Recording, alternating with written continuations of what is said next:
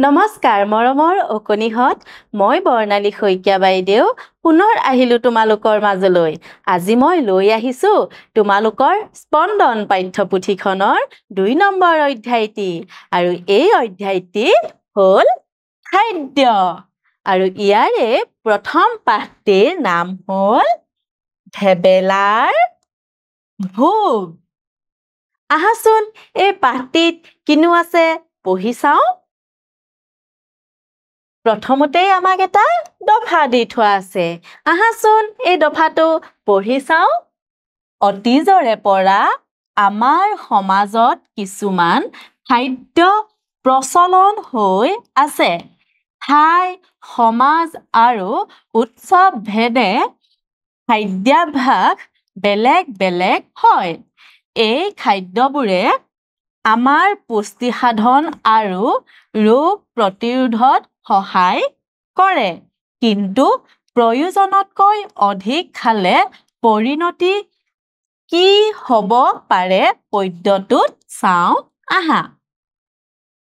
কি কৈছে ইয়াত অতীজৰে পৰা আমাৰ সমাজত কিছুমান খাদ্য প্ৰচলন হৈ আহিছে আৰু ঠাই সমাজ আৰু উৎসৱ ভেদে প্ৰত্যেকৰে খাদ্যসমূহ বেলেগ বেলেগ হয় আৰু এই খাদ্যসমূহৰ পৰা আমাৰ শৰীৰটোৱে কি পায় পুষ্টি পায় আৰু কি হয় ৰোগ প্ৰতিৰোধো কৰিবৰ কাৰণে শক্তি পায় গতিকে আমি এই খাদ্যসমূহ খাব লাগে কিন্তু যদি আমি প্ৰয়োজনতকৈ বেছি খাই দিওঁ তেতিয়া আমাৰ কি হ'ব সেই কথাখিনিকে উল্লেখ কৰি এটি পদ্য দি থোৱা আছে আহাচোন পদ্যটিত কিনো কৈছে চাওঁ পঢ়ো আহা প্ৰথমতে আমি এই পদ্যটি পঢ়ি লওঁ আহা অকণমান সুৰ লগাই পঢ়ো আহা মই পঢ়ি যাম তোমালোকে শুনি যাবা ভেবেলা ওলাল মাঘী দুমাহীত শহুৰৰ ঘৰলৈ বুলি গুড়ৰ টেকেলি কলৰ আখিটি ভাৰ কৰি ললে তুলি বাটকুৰি বাই আবেলি পৰত পালে শহুৰৰ ঘৰ লোটাৰ পানীৰে হাত ভৰি ধুই পানী খালে কলহৰ শহুৰ শাহুলৈ সেৱাতি জনাই বহে পিৰাখনি পাৰি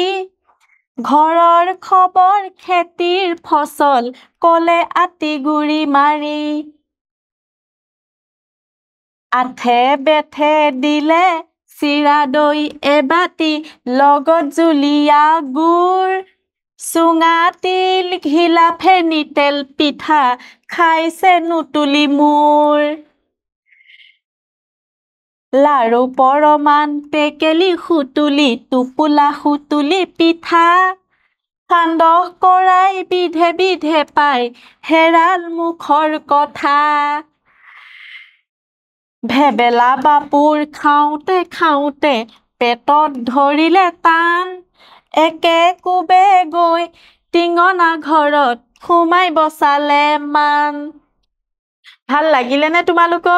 তোমালোকেও এই পদ্যটি পঢ়িবলৈ যত্ন কৰিবা এতিয়া চাওঁ আহাচোন পদ্যটিতনো কি বুজাব খুজিছে প্ৰথমৰ পৰাই চাই যাওঁ আমি প্ৰথমতে কৈছে ভেবেলা ওলাল মাঘী দুমাহীত শহুৰৰ ঘৰলৈ বুলি গুড়ৰ টেকেলি কলৰ আখিটি ভাৰ কৰি ললে তুলি এইজন ভেবেলা দেখিছানে দেখিছা তেওঁ কি কৰিছে মাঘী দুমাহীত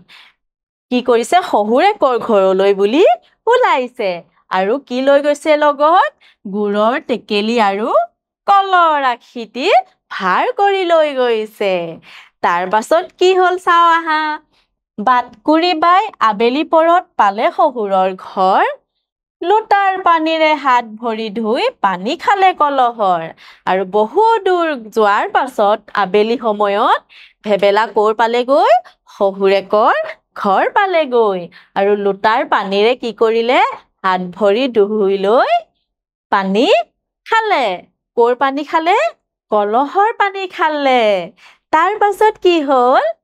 শহুৰ শাহুলৈ সেৱাতি জনাই বহে পিৰাখনি পাৰি শহুৰ শাহুলৈ সেৱাতি জনায় শহুৰেক আৰু শাহুৱেকক সেৱা কৰি কিহত বহিলে পীৰাখনি পাৰি বহিলে ঘৰৰ খবৰ খেতিৰ ফচল কলে আতিগুৰি মাৰি আৰু ঘৰৰ খবৰ কলে কাক কলে শহুৰ শাহুৰক আৰু খেতিৰ ফচল ঘৰৰ ভেবেলাৰ ঘৰৰ খেতিৰ ফচলৰ সমূহৰ বিষয়েও কলে মানে ঘৰৰ খবৰৰ লগতে খেতি বাতি কেনেকুৱানো হৈছে সেই সমূহ সকলো আতিগুৰি মাৰি কলে তাৰ পাছত কি হল আঠে বেঠে দিলে চিৰা দৈ এবাতি লগত জুলীয়া গুড় আৰু কি কৰিলে ভেবেলাক আঠে বেঠে বহুৱাই লৈ চিৰা দৈ এবাতি আৰু জুলীয়া গুড় লগত দিলে তাৰ পাছত আৰু কি দিলে চাও আহা চুঙা তিল ঘিলা ফেনি তেল পিঠা আৰু লগত কি দিলে চুঙা পিঠা তিল পিঠা ঘিলা পিঠা ফেনি পিঠা আৰু তেল পিঠা দিলে আৰু ভেবেলাই কি কৰিছে খাইছে মোৰ তুলিয়ে চোৱা নাই পাইছে আৰু খাই গৈছে ওপৰলৈ মূৰ কৰি চোৱাই নাই তাৰ পাছত কি হল লাৰু পৰমান টেকেলি মুঠিয়া টোপোলা সুতুলি পিঠা সান্দহ কৰাই বিধে বিধে পাই হেৰাল মুখৰ কথা তাৰ পাছত আৰু কি পালে লাৰু পাইছে পৰমান পাইছে টেকেলি মুঠিয়া টোপোলা সুতুলি পিঠা সান্দহ কৰাই ইমান সমূহ বস্তু দেখাৰ লগে লগে বিধে বিধে যে পাইছে মুখৰ মাতেই নাইকিয়া হৈ গল আৰু গোটেইবোৰ ভেবেলাই খাইছে এইফালে ছবিখনত চোৱা একদম পাই ভেবেলাই কি কৰিছে পুৰা খাইছে নহয়নে ভেবেলাই একদম ইমানবোৰ বস্তু সন্মুখত পাই লৈ ৰবই পৰা নাই আৰু সি তলমূৰ কৰি খাবলৈহে ধৰিছে তাৰ পাছত কি হল চাওচোন আহা ভেবেলা বাপুৰ খাওঁতে খাওঁতে পেটত ধৰিলে টান একে কোবে গৈ টিঙনা ঘৰত সোমাইব চালে মান তাৰ পাছত ভেবেলাই কি হল ইমানেই খালে যেতিয়া সন্মুখত ইমান সোপা খোৱা বস্তু দেখিছে নহয় খাওঁতে খাওঁতে তাৰ পেটটো টান হৈ গল তাৰ পাছত সি কি কৰিলে উপায় নাপায় একে কোবে গৈ টিঙনা ঘৰত মানে ক'ত গম পাইছানে য'ত পায়খানা কৰে তাত গৈহে নিজৰ মানটো বচালে মানে শান্তি পালে মনত গতিকে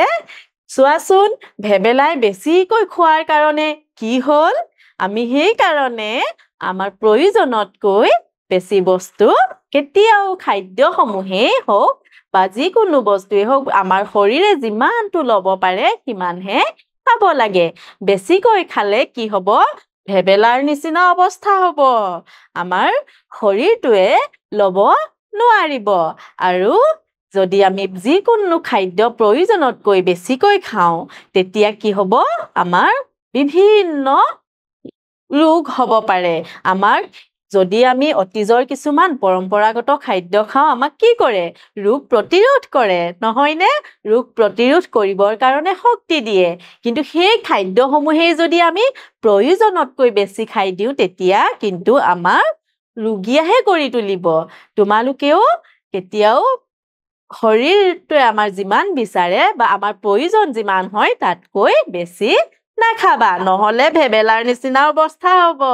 নহয়নে এইবাৰ চাও আহা পদ্যটোত থকা দুবিধ পিঠাৰ নাম লিখা এতিয়া আমাক কি কৈছে পদ্যটোত থকা দুবিধ পিঠাৰ নাম লিখিব দিছে আহাচোন কি পিঠা আছেনো লিখি চাও কি পাইছিলো তিল পিঠা পাইছিলো ঘিলা পিঠা ফেনি পিঠা সুতুলি পিঠা বহুত পাইছিলো তাৰে আমাক কি কৈছে দুবিধহে লিখিব দিছে গতিকে আমি দুবিধ লিখিম প্ৰথমতে 1 নম্বৰ লিখিছো আমি কি তিল পিঠা আৰু 2 নম্বৰ হ'ল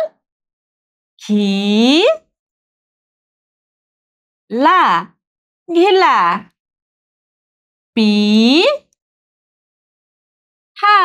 পিঠা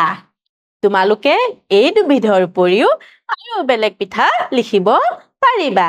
এইবাৰ চাও আহাচোন বাট কৰি বাই আবেলি পৰত পালে কি আছিলে বাৰু পদ্ধতিত মনত আছে নে বাট কৰি বাই আবেলি পৰত পালে